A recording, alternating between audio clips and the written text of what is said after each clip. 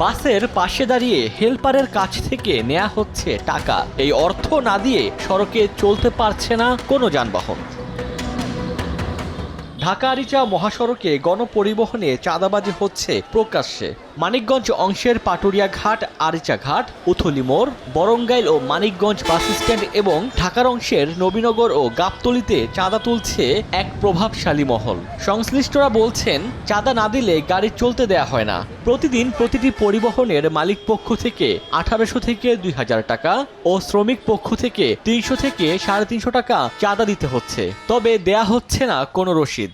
ওরা আমগো চান্দা নেয়, চান্দা মালিক মহাজন করতে গাড়ি আমগো পকেট থেকে আমরা 310 টাকা দিয়ে গাড়ি বের করতে হয়। নবীনগর টু পাটুরিয়া ঘাট পর্যন্ত চলে, এর ভিতরে আর কি 1300-1400 টাকা জিপি। মানিকগঞ্জ টাকা নিতেছে, তারপর আপনার এই সোবানবাগ নিতেছে, গাবতলি টাকা নিতেছে। এবার এসে মনে করেন যে 2000 টাকার উপরে যায়। গাড়ির মালিক 2000 টাকা পায় না, কিন্তু চাঁদা 2000 টাকা চলে যেতেছে। চাঁদা না দিলে তো আমাদের গাড়ি চালাতে দিব না। সংশ্লিষ্টরা বলছেন, আওয়ামী লীগ সরকারের সময় ক্ষমতাসীনদের নেতাকর্মীরা চাঁদা তুলত। বর্তমানে তাদেরই আত্মীয় স্বজন নতুন পরিচয়ে চাঁদা তুলছে।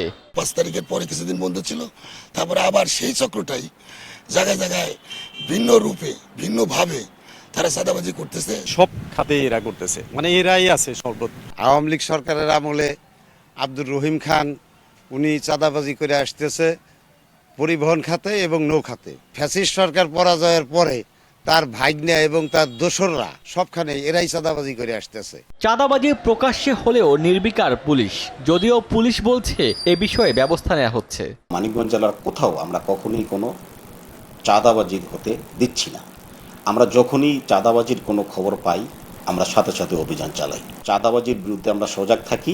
কখনো কখনো হয়তো আইনশৃঙ্খলা বাহিনীর চোখ ফাঁকি দিয়ে কেউ হয়তো গোপনে করার চেষ্টা করে, কিন্তু সেখানেও আমরা তৎপর থাকি। আমরা ইন্টেলিজেন্স নিয়ে সেখানেও আমরা অভিযান চালাই। পরিবহন মালিক শ্রমিকদের তথ্য মতে ঢাকা আরিচা মহাসড়কে প্রতিদিন প্রায় 1.5 থেকে 2 কোটি টাকা চাঁদাবাজি হয়। সময় সংবাদ, মানিকগঞ্জ।